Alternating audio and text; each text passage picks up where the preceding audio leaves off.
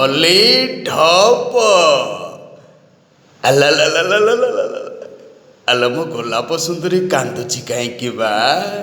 Hello ମୁଁ ବା ତୋ ନାନୀ ଶ୍ରୀକନ୍ୟା ନାନୀ, ଏ ରଙ୍ଗ କୋଠିର ମାଲିକାଣୀ। ଆଲୋ ହେ, କେତେଥର ତମମାନଙ୍କୁ ବସେଇ କାନେ କାନେ ବୁଝେଇଲି, ଆଲୋ ଗରାଖ ହେଲେ ଈଶ୍ୱର, ତାଙ୍କ ମନରେ କେବେ କଷ୍ଟ ଦେବନି।